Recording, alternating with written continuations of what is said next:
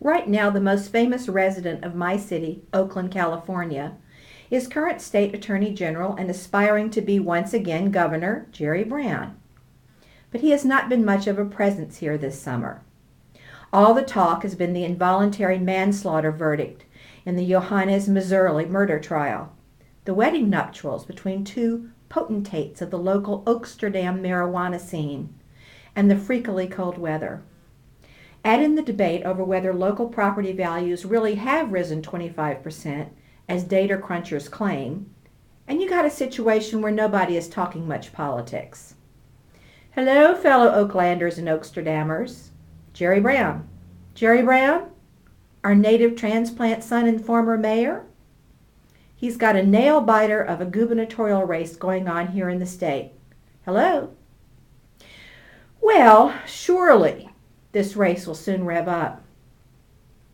And the race will come down to three things. And no, one of them is not jobs. Both Jerry Brown and Meg Whitman will huff and puff using full rhetorical arsenals from Labor Day until November to convince voters that he and she will do everything possible, short of spread-eagling across the proverbial railroad tracks, to bring jobs back to the Golden State. Voters will want to believe, but won't quite. That's just the way it is right now, the mood of the state and the country. No, jobs will not be a decider, nor will Proposition 8. At least for now in this election cycle, the time for casting votes because of social issues has passed. Yes, Jerry Brown praise-tweeted Judge Von Walker's ruling against Prop 8, and yes, Meg Whitman backs civil unions while stating her belief that marriage is a man-woman thing. Barack Obama, whose public stance is exactly the same, has her back here. As with jobs, the California controversy over gay marriage is a gubernatorial non-starter. So what are the three deciders?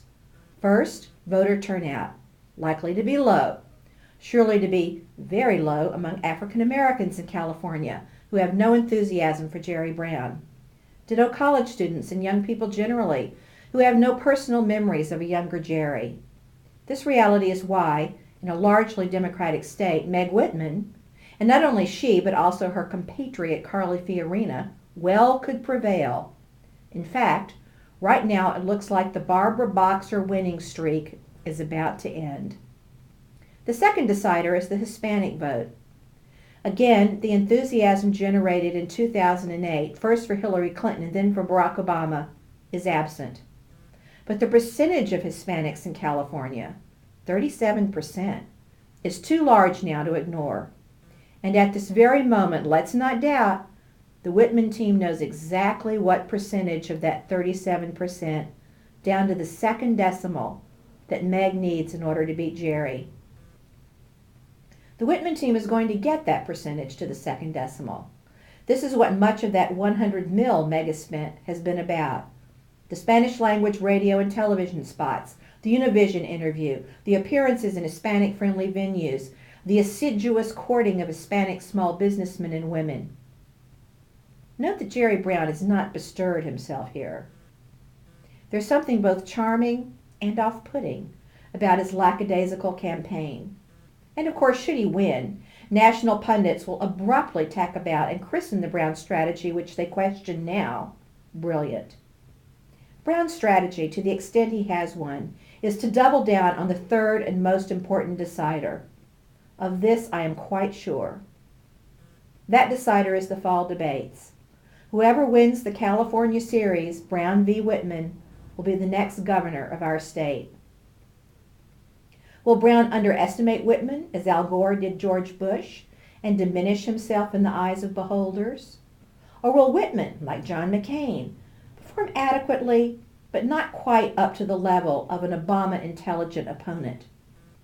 Perhaps Meg Whitman will debate as brilliantly as Hillary Clinton did in the summer of 2007. Perhaps Jerry Brown will discipline himself from the rambling chattiness of his radio interviews summer of 2010 and, come fall, showcase beautifully his broad and deep command of Golden State affairs. How the debates will unfold is anybody's guess, but the Brown-Whitman performances in these staged, theatrical settings will determine much of our very real future here in this state, and certainly the outcome of the run for Sacramento. Next week, racing for the high ground, the jockeying for position in the gubernatorial debates.